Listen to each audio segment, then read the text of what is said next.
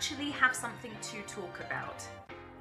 So it can't just be your business. You need to have something quite bold, interesting, anything that can be future gazing, like really looking ahead. Think of it as thought leadership, not a sales pitch. Welcome to Tech Talks, hosted by myself, David Savage, and powered by Nash Squared.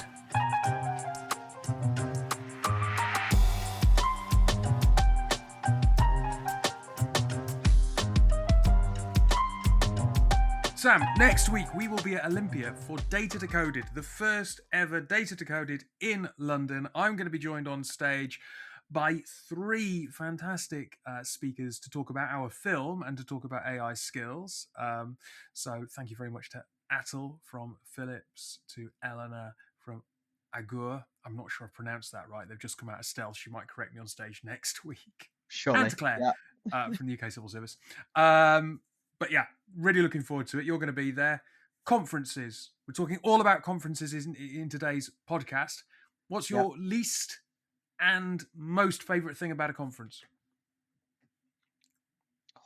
And you're not allowed to say people, by the way. People who don't know Sam. Sam's not the most social. Come talk to us next week. I'm not a crowds person. No, I'd say the least favorite is, I think, no matter how hard you prep, that there's a lot of kind of like just doing things on the fly that like can be difficult for a person like me. I think can be difficult for people that are not so well versed in events. Sort of just like really going with the flow and having to adapt really quickly can be something that's really difficult to learn. Any coping mechanisms that you've? I think so. Giving yourself a framework that like isn't really rigid, but can give you like a good thing to kind of keep coming back to. It's easier for me because I'm in media, so like big events like Web Summit and things like that, I always have a place to like go back to where I can like regroup and then head back into the conference. But I have obviously been an attendee at a lot of events, so I think giving yourself a good framework and getting a lay of the land on like the first half day or the first couple hours, depending on how long the conference is, just so you know like where you can kind of return to regroup, maybe message some people, do what you need to do. I think is like a great way to go around it. I think a lot of people, events are getting massive. We go to a lot of really big events, and I know that we talk to a lot of people at these events, and it's their first one. Obviously you've done what, like 8 Web Summits now, these big ones. And a lot of people we meet with, we're like, oh, how many have you done? And they're like, this is actually my first and I'm feeling really overwhelmed. So I think having a place to regroup, having some sort of loose structure to your days or your time at the events is a good way to go. And favorite thing, best thing about conferences? I actually think like all the stuff that is not in the conference itself, all the stuff that the conference facilitates outside of the conference is awesome. The way that it like changes up a whole city when you're there. Obviously, this is actually my first conference in London, like full stop. I'm pretty sure it will. Yeah, I think so. I think we've done a lot of ones. We did Paris and Barcelona and stuff very early on in my career, but I think this is my first one in London. So I'm interested to see kind of like what we can get up to in terms of meeting people outside of the conference and stuff. But I love that it does sort of facilitate meeting up with a lot of different people doing a lot of different stuff outside of the city or like very close to the conference, which I think can create a really cool vibe. Okay. Well, look, we're talking all about conferences. We are getting into the thick of it. Our first big conference of this season, let's say, is next week. To help me do that, I'm talking to Cathy White. She's fantastic. She knows her stuff. She's a PR and comms expert, but I won't go into great detail because in the intro we'll explain all of that. So no point repeating what you're about to hear. We tried to live stream this on LinkedIn. Didn't quite work. I think I know why. Yeah, if you didn't see that, that's because it didn't work. I think I know why. Riverside, I think you need to make your buttons a bit more obvious as well for people like me who are obviously not very, I don't know, clever, whatever. But we'll try that experiment again. But, you know, here we are, 11 years into podcasting, still making errors, still trying new things. Yeah, exactly. And maybe, as you say, we'll get a live something out. Yeah, we will. Soon. But good news, we recorded it, and here it is. Yeah. Enjoy, and loads of really useful info, hopefully, if you're thinking about attending a big conference in the coming weeks and months. Yeah. Good luck. Joining me on today's episode of Tech Talks, which simultaneously, as it's being recorded, is also going out, I hope, on LinkedIn Live. Never that I've actually tried this functionality before. As I was saying to Cathy before we hit go live, we've had it for a number of years. I've just never tried this, so it's a bit of an experiment. Anyway, joining me today is Cathy White. You're the founder and CEO of CEW Communications, and have done that for nearly a decade now, right? Your 10-year anniversary with CEW is coming up soon. Yeah, December the 1st this year, 10 years. Wow, how does that feel? I should probably throw a party. I think you should, definitely. Yeah, I should start planning that now, because you know what December's like. We'll have to do the party in November because it will be cheaper. There you go. Right. Yeah. Yes. Yeah. Having a birthday in December. Trying to organise anything in December is a pain in the arse. Yeah. Everyone's got plans, whatever. But, you know, if you say come to Barcelona, I'm sure that you might get a few more people than you'd expect. Well, you know what I could do? I could have a party in Barcelona and a party in London. I could do both cities, couldn't I? That's very true. And probably slightly more kind of thoughtful to your audience. Yeah, maybe. Well, look, thank you for joining me on today's episode. As I said, this is going out live on LinkedIn. We're also recording it. It's going to be our podcast on Monday because 10 o'clock in the morning is not particularly kind to a good third of our audience who are based in the United States. Yeah. But we joke about events and travel. It's a good place to start because I thought a really good reason to chat to you would be event season, which from a technology standpoint is coming up fast, or I don't know, you might even argue that it started, right?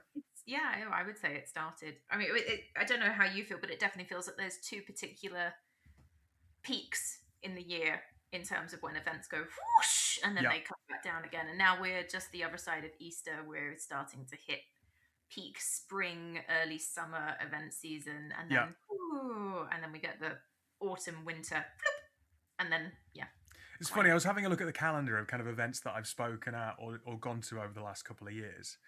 And from my perspective, it very much gets going in April into May and then June and July. Mm-hmm. And June in particular, here in the UK, it comes thick and fast. You've got London Tech Week. In the Northeast, you've got Tech Next. You've got...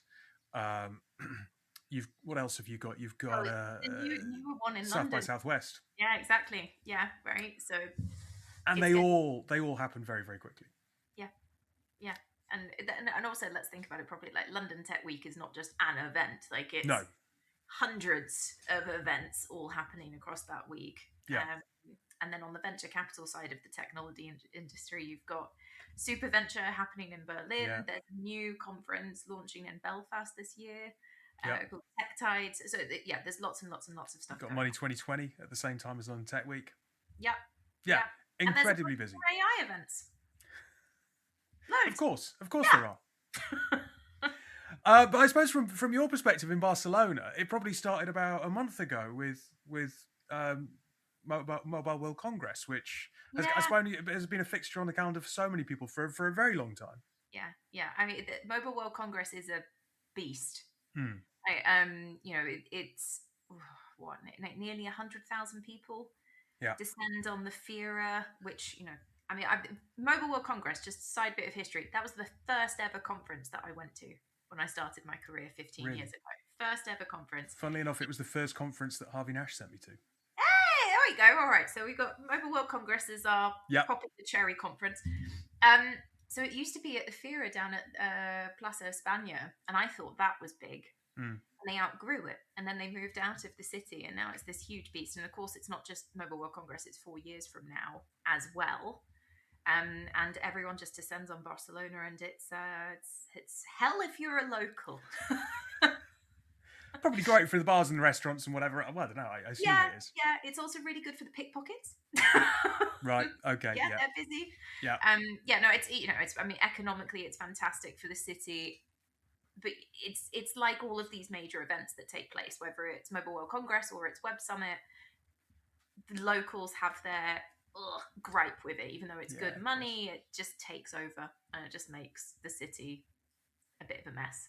Yeah, it's a funny one. I mean, look, we're kind of going off on a random tangent here, but you have that push pull there with obviously with Web Summit as well in Lisbon. Yeah. It brings in millions, tens of millions to the city every single year, and at the same time, it has that kind of gentrification. Everything's getting more expensive. Kind of locals not sure how they feel about it. Push pull. So I can see that there is a double edge to these things. Yeah. But like you said, we've gone off on a tangent. Yeah, very big tangent. Sorry to start with. I live in Barcelona, and this is what all of the locals say. Okay, let's set some context around why I've asked you. You are a PR and comms specialist, so therefore you will speak to a lot of your clients and advise them about where they might want to go, what they might get out of it, but also you are yourself a moderator on a panel at a number of these conferences, and we have attended some together over the years. If I think kind of off the top of my head, you got things like Tech Barbecue, things like Web Summit. So from your perspective, let's go from the personal point of view first, and then maybe we can talk a bit about how you frame it to your clients. Yeah, of course.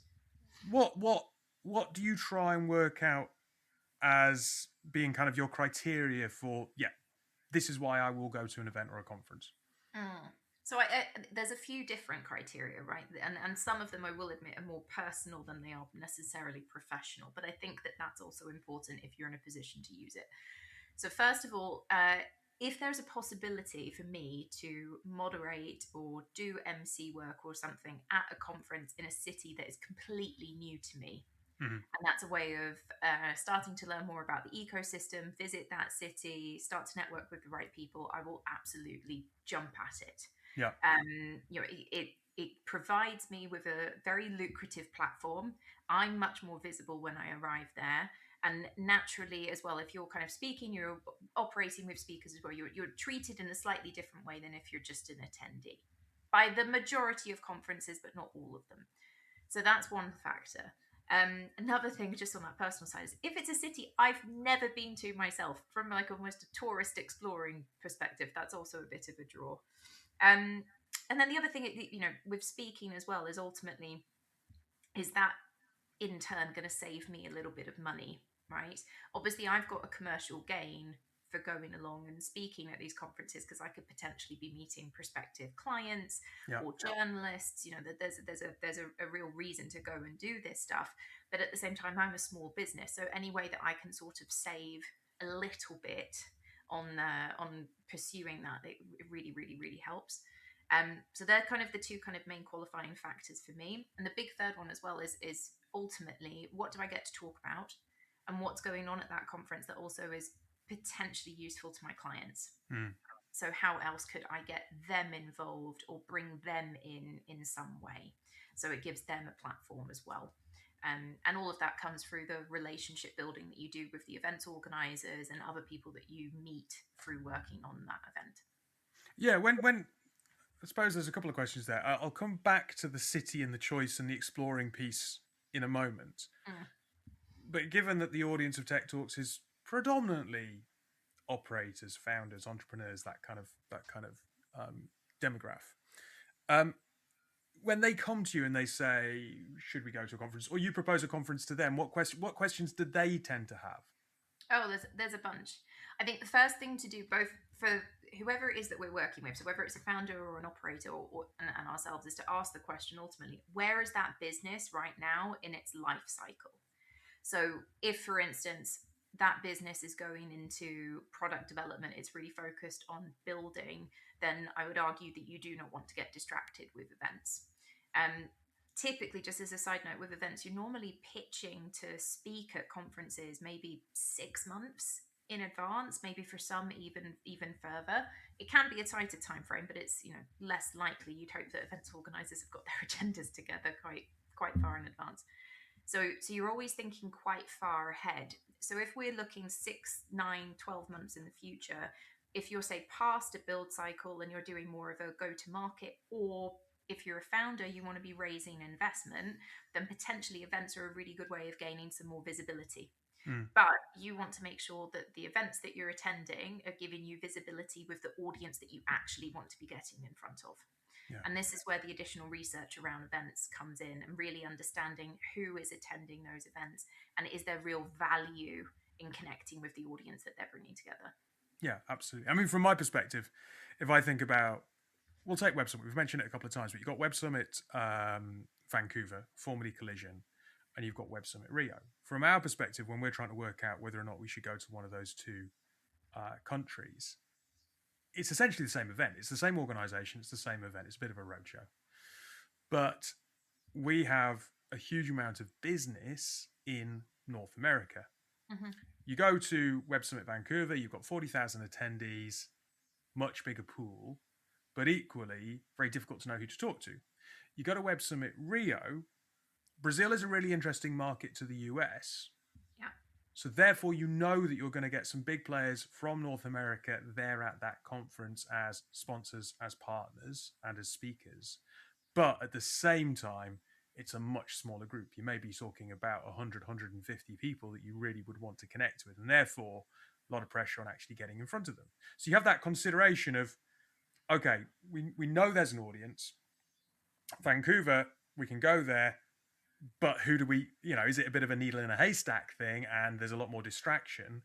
Or do you go to a conference where it's a smaller group, but you can maybe stay at the speaker hotel because Rio is a hell of a lot cheaper than Vancouver, and therefore you have more face time. And I suppose it's those kind of considerations that people need to think about, because it's not just, is X company there? Google, for example, will be at all of these conferences, but what is your actual likelihood of getting in front of the stakeholders that you want to get in front of? Yeah, I think that this is also a thing where the value of much smaller events really starts to come through as well. Because obviously you've got massive beasts like Web Summit or CES, Mobile World Congress. They're absolutely huge. Yeah. And yes, there's a big audience that you could potentially connect with. But like you said, for certain people that you might want to meet, it's that needle and haystack thing. So many different industries have their specific events that are maybe a few hundred, a few thousand. They're much smaller, and that means that the potential serendipitous encounters that you're going to have are maybe more likely valuable to you than being on the floor at Web Summit with foot traffic being in the tens of thousands. So the research piece around events, yes, there's moments where going to a big event might make sense, but actually rather than say the cost of going to one big event, do you go to a few smaller events spread across the year? And it's just weighing it up. And I think, one of the key things with events and what we've learned is that, I can't attend every single event. I would never be home. I'd be burnt out. Yeah. I'd be really fat. Like, it would be really bad. Eating at these things is hard. Yeah. Well, that's a whole other thing. But that you just need to talk to other people in your network and ask them to give like really honest feedback about these events and whether they got value from them, and if so, what was the value that they got. You mentioned about cities or new places and that kind of coming into some of the decision making process. It's interesting because a lot of people will talk up Slush in Helsinki because of the time of year that it happens. It's dark and it's indoors and everyone's therefore in the bars and in the restaurants, and people, I have not actually been to Slush, but a lot of people who do go say that makes networking a lot easier because there's not lots of other distractions. You go to a conference and it's a nice hot sunny place, people go off and they do things, and it's absolutely true that if you travel to a new destination, maybe you take a few days to go and explore the local area. Maybe if it's a hot country, you go with a beach, you go surf. There's other distractions than just the work thing. So you might find that a speaker or a stakeholder comes into the conference, they do their stage talk, and then they disappear for a little bit to enjoy wherever they are before they go back to their desk. Mm-hmm. Some conferences feel a little bit more set up to have everyone in the room and a bit more focused. Bluntly trapped. Yeah. I mean, look, on the flip side, I mean, we joke, right? But I have heard some people describe Slush at the same time as being quite claustrophobic. I mean, I've been to Slush properly once. I will probably go again in the future. I found it quite challenging environmentally because it is dark, like purposefully dark. It's almost sort of like nightclub vibes, right? And that just mentally put me in a really bad place. I was like, oh god, I don't want to be here. I think I just get triggered about the idea of going to a nightclub again in my 30s. I'm like, no, I'm done. But the networking is good, but the other interesting thing with, say, conferences like Slush and Web Summit, this is the other big one where it happens, and even Superventure, the venture capital one I mentioned in Berlin, a lot of people go to these cities without actually buying a ticket to the conference. They'll go to the city, they will be present, and they will do meetings. They will be able to get who they want to meet at a side event, organize a side event themselves, or just do dinners, breakfast. One of the things that I prefer, I think, more about Web Summit, say, than Slush, is there's much more of a drive now to do things in the morning that are healthy, like get people to come and join you for a run or go do I have done that. Yeah, but that's one of the added benefits, right? Because now you're in a situation where you can do networking with people where you've got a shared interest ultimately running, and you get to do it in a beautiful location, which gives them that morning lift of being able to see some of the sights of the city before then going into the crazy of the conference if they're attending. So there's lots of clever things you can do around all of these events. So funnily enough, when I first mentioned to you that I thought this might be a fun conversation, I went online and I tried to find kind of some of the most frequently asked questions when it comes to conferences and events. And one of those questions was, should I prioritize formal breakfast meetings, or is the hallway track? I have to admit, I looked up hallway track to be kind of sure about what they meant there, which I think is just bumping into people as you walk through the conference floor. So is the hallway track more valuable? And to me, breakfast wins hands down, because you set aside time, you sit down with that person, it's in your diary and focused. Whereas, I don't know about you, but I've been in a situation where my day at a conference, I stuff it too much. And maybe that's a learning. I put too many things in my diary. I am running around like a headless chicken from one thing to the next. My brain is scrambled, and people do try and grab me for a quick conversation over coffee here, there, or wherever it might be. And it's not very productive because I'm not in the right headspace. Yeah. And so I would always err towards, I think breakfast is a good idea. And funnily enough, I stuck this out on LinkedIn yesterday, and Avanti Sharma, who is a wonderful young advocate and speaks at a number of conferences, she came back and said breakfast meetings give more value because of continuous one-on-one interaction. So I was like, okay, very much on trend with what I think. Yep. What's your view? I sense that you probably agree. Well, we all got to eat. And breakfast is great. I know that sounds really, really basic, but Chris, the number of conferences I've gone to where you rush straight into doing things, and I genuinely will have forgotten to have breakfast. Really? We were talking, it's really bad. I'll be running on coffee, and then by halfway through the middle of the afternoon, I'm just shaking, and it's bad. Trust me, as you get into your 40s, you've got to prioritise breakfast. So no, I'm getting there. I'm getting my protein breakfast in the morning, but that you need to eat anyway. So why not combine the two? And I actually think it works really well, not just for one-on-one, but if you can organize a breakfast. So you create something where you're inviting people, which means you get to be selective about who you invite, and you connect them through a theme, you connect them through a discussion, and you connect them through eggs or porridge. So it works really nicely. Just get people together, and with that sort of thing as well, you can be very smart about it. So if you design it way in advance, you can try and get a breakfast venue as close to the conference venue as possible. Yep. Which means you're making it easier for people to say yes because they can go straight into their next thing. Or you take a slightly different approach and you just go, right, well, we're doing it in a really lovely location that very hard to say no to, because you get to see a site of the city or whatever, wherever it is that you are. So I'm very pro breakfast. I think the hallway stuff, to be honest, I never, in a hallway situation, I don't think I've ever said hello to a stranger. It's much more likely that I'm going to recognize someone that I've met before, or it's a journalist or something, and then I'll just top and have a really quick powwow. Do you get it when you come off stage? Because I get it when I come off stage. People will often be waiting by the side of the stage to have a chat and say, "Can we connect about X, Y, and Z?" Sometimes, normally with me, no one gives a shit who I am.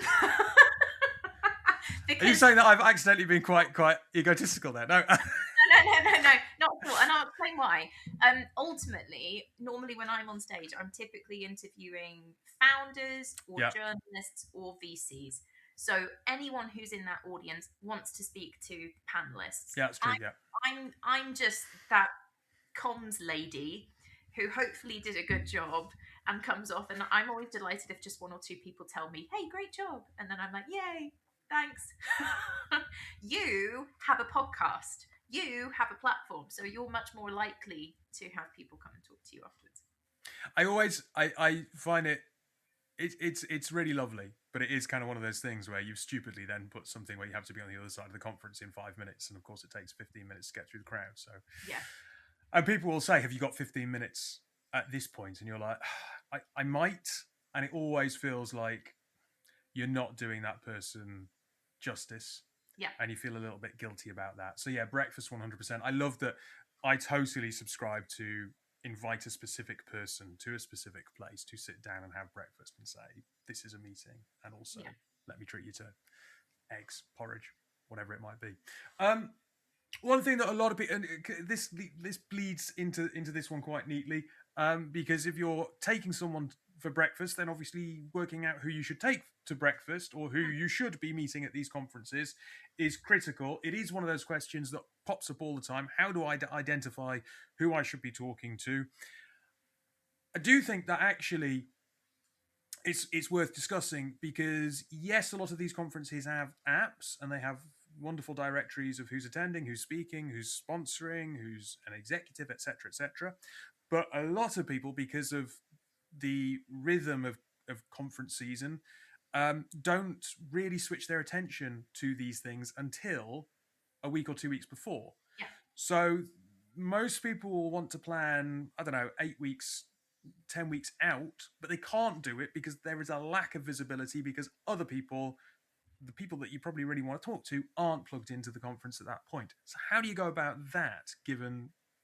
Yeah, so there's a few different options, right? So I think first of all, dependent on your business and the team that you have in place to support that event, that's one thing to consider, right? So are we talking about putting together a breakfast and you are a solo founder of a very small startup, or are we talking that you're a much larger company, you have a sales team, you have an events director, whatever it might be? You have to put together the team that ultimately is going to work behind this event, and you need to be thinking, like you just said, much further in advance. So there's all of the pre-event planning, what you're doing during the event, and then also critically, and this is the part that some people forget, is the post-event planning. So how do you take all of the conversations, the leads, everything that you had from that event and turn them into going further down your sales funnel or investor conversations or whatever it might be? So capturing all of that detail.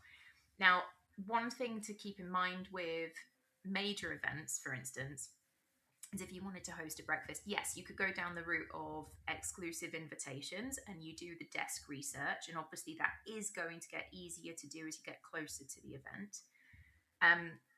In this option, if you have a sales team, for instance, and they're already doing outreach to businesses, then you've just presented them with a, hey, can you check, is anyone attending this event at this time? Would someone from their team at whatever level like to join this breakfast? So even if you don't know, you've got this as like a little carrot on the end of a stick. The other option is you could, rather than doing an exclusive invite, is you could do open invitation, but people have to apply.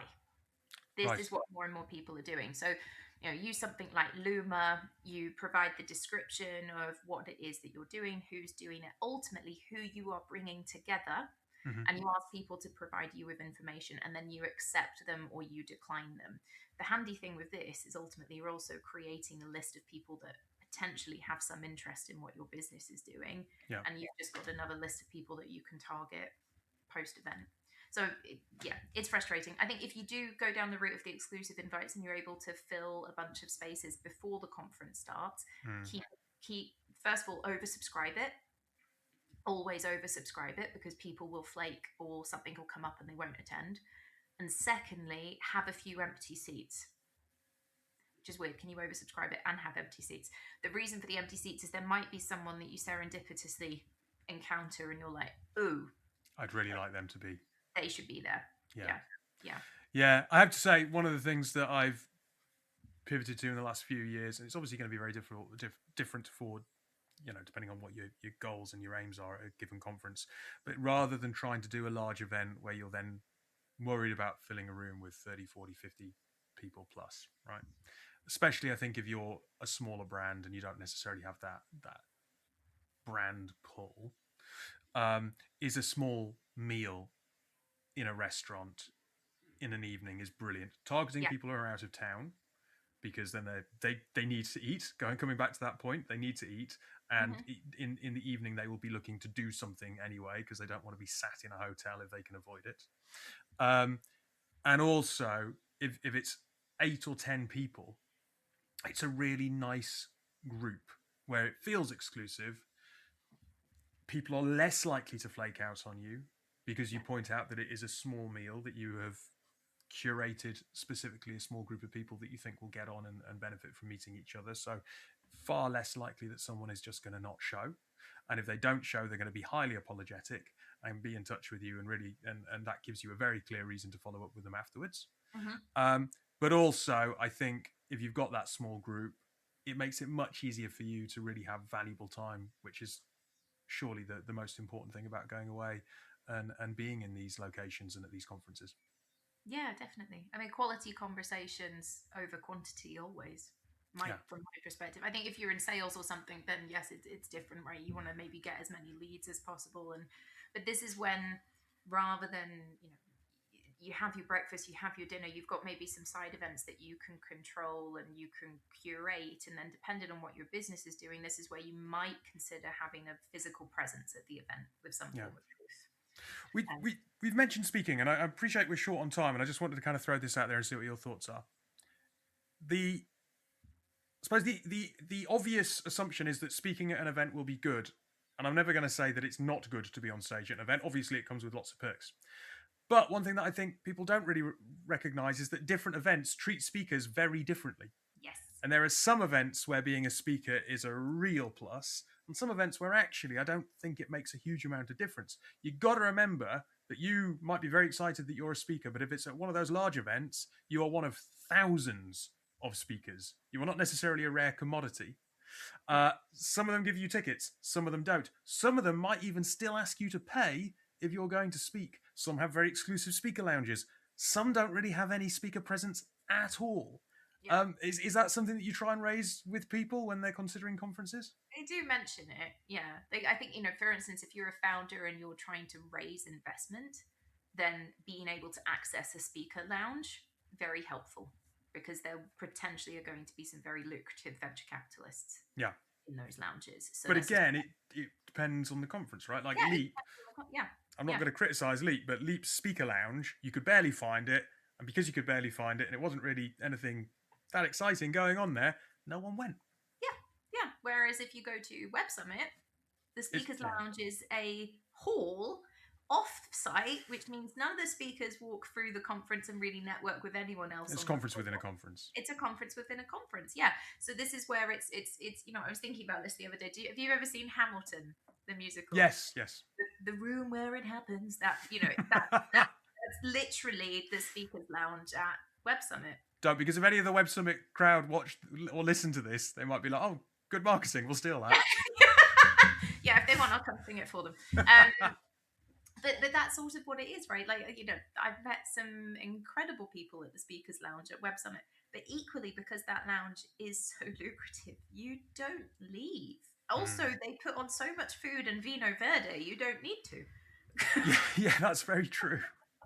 I think it's a shame, because it does mean that a lot of people don't leave, actually, and they don't get to see what else is going on, and therefore, the hallway track thing becomes kind of, to a degree, for those people, completely null and void. The other thing you have at Web Summit ultimately is there's the investor lounge on site. Yeah. So in certain places, you are going to potentially cross paths with VCs that might be worth it. But I think from Web Summit point of view specifically, I think the highest value I've had from Web Summit has been more the fringe events, than necessarily the conference itself. One last thought then before I let you go. If you were delivering a message to someone thinking about attending a conference or an event, what's one thing that you think they should try and bear in mind? So I think, first of all, this is a big one actually for me, from a speaking point of view, actually have something to talk about. So it can't just be your business. You need to have something quite bold, interesting, anything that can be future gazing, like really looking ahead. Think of it as thought leadership, not a sales pitch. And that's how you're going to become a much more compelling speaker and much more enticing for events organizers than just, here's my startup, here's what we do, we raised a Series B. Yeah, absolutely. Look, thank you very much for spending some time with me this morning. And well, I'll definitely see you at some conferences. I know for a fact I'm going to see you at some conferences over the summer, so that'll be lovely. Yeah, Vegas. Yes. I wasn't going to say where. And actually, breakfast in Vegas, very important, because the hotels is not where it's at. Yeah. No. You've already sent me a link to where we're going to go eat, and I'm like, yes, okay. It's off the strip. It's a good 15-minute taxi ride. Anyone going to Vegas, don't stay on the strip. Anyway, we'll end there. Tech Talks is hosted and edited by David Savage. It is produced by Nash Squared. And we have special thanks to Lemsey for supplying music to this show.